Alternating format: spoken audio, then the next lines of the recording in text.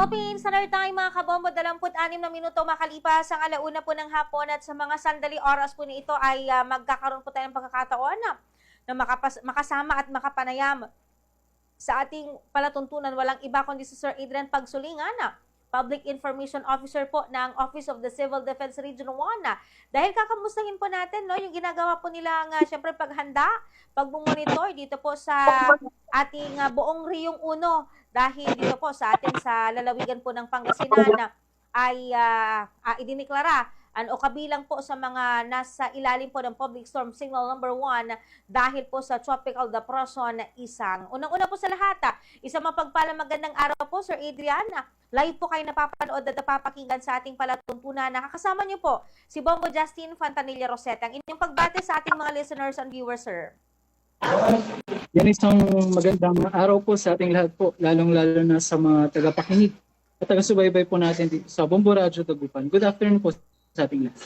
Sir Adrian, kamustahin po natin ito pong ginagawang monitoring po ngayon ng Office of the Civil Defense sa apat po na lalawigan sa ating reyon matapos nga po na ito nga pong possible nga na epekto ng Tropical Depression Isang sa ating reyon na Sir Adrian.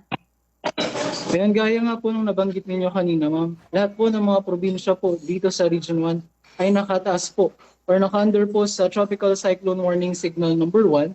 And dahil nga po dito sa posibleng maging epekto po ni Bagyong Isang po dito sa Region 1, ang ating pong Regional Disaster Risk Reduction and Management Council 1 Emergency Operations Center ay nagtaas po ng red alert status po kaninang 11 o'clock in the morning po for a better or mas pinaigting po na monitoring, coordination, and reporting po sa atin pong mga local government units po. Actually, ma'am, kahapon po ay nag-conduct po ang atin pong RDMC1 ng Pre-Disaster Risk Assessment Scenario Building, and kanina lamang po alas 10 ng umaga, tayo rin po ay nag-conduct po ng weather updating nang sa gayon po atin pong matutukan, mabantayan po kung ano yung mga posibleng epekto po nung daraan nga pong Bagyong Isang po sa atin dito sa region. Sir Adrian, meron ba kayong mga natatanggap na ulat kasi dyan sa may bahagi po ng Metro Manila? Kaninang umaga ay nakaranas din po sila ng mga pag-ulan na nagpabaha po sa mga pangunahing kakalsadahan sa naturang lugar dito po sa ating reyon. Meron na po bang nakita na epekto nitong Tropical Depression Isang? Lalo na nasa ilalim po tayo ng Public Storm Signal number 1, sir. So ngayon, ma'am, base po sa mga reporting ng atin pong mga local government units po sa atin and even po the provincial DRRMCs po ay wala pa naman pong mga reported po na pagbaha sa atin po dito sa Region 1, although may mga nararanasan na po natin, especially po dito sa La Union po, nararanasan na po natin yung malakas po na pagbuhos po ng ulan. Kaya pinapayuhan po natin ang ating pong mga kababayan na mag-ingat po, maging handa po sa posibleng epekto po ni Bagyong Isang. Sir Adrian, ano po yung kautusan na ibinaba po ng OCD sa mga PDRRMOs po natin sa apat po na riyon ng ating region po? So yun ang ating pong mga pagpapaalala po sa ating pong mga provincial DRRM councils and even po our local DRRM offices and councils po na paigtingin po yung ating pong preparasyon para sa posibleng epekto po ni Bagyong Isang. Bukod po doon, ma'am, yung pagpapaalala po sa kanila na mag-conduct po ng preemptive evacuation po sa mga areas po, especially po, yun nga po, may mga nagdaang bagyo, may mga saturated na po tayong mga kalupaan. So may posibilidad po ng pagguho ng lupa. So pinapayuhan po natin ang ating pong mga kababayan. If ever may mga protocols po na preemptive evacuation ay kakonduct po ang ating pong mga local government units, sana po sila ay sumunod po. Sir Adrian, ano pong alerto po ngayon ng Office of the Civil Defense dahil po kay Isang? Ang ating pong RDRMC1 Emergency Operations Center po ay nakataas na po ang red alert status po as of kaninang alas 11 po ng umaga, ma'am. Pag sinabi po nating red alert status, Sir Adrian, ano po yung ibig sabihin po nito para po sa kaalaman ng ating mga listeners and viewers? Ang ibig sabihin po, pag ang ating pong Emergency Operations Center ay nakataas po ng ang red alert status, ito po yung pinakamataas po na level po ng ating pong alert status na kung saan po tayo po may pinakamataas na rin po na monitoring, reporting, communication po sa lahat po ng mga local government units. Ang ating pong mga assets ay naka-standby, ready for deployment po, ma'am. And then may mga assets na rin po tayong naka-antabay na pwede nating i-augment sa atin pong mga local government units.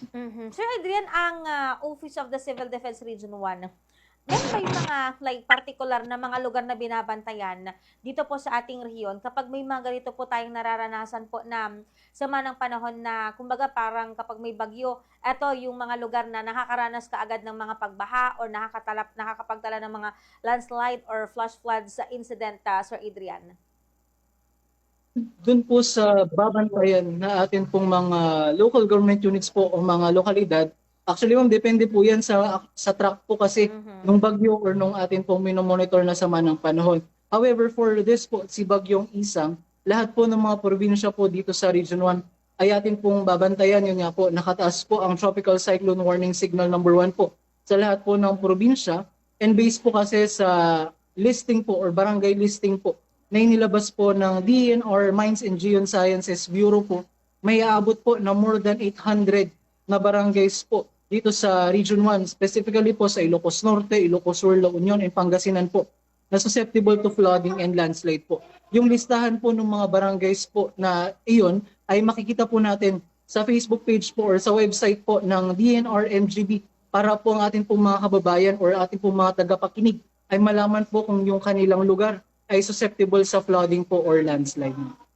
Ayan. Sir Adrian, baka meron po kayong mga paalala, panawagan sa ating mga tagapakinig, lalong-lalo na dito po sa mga lugar na madalas makaranas ng mga pagbaha, landslide and flash flood. Sana wag nang hintayin na lumala ito pong sitwasyon para hindi na rin po makapagdala pa ng ano pang mga further na insidente dito po sa ating rehiyong 1. Go ahead po, sir.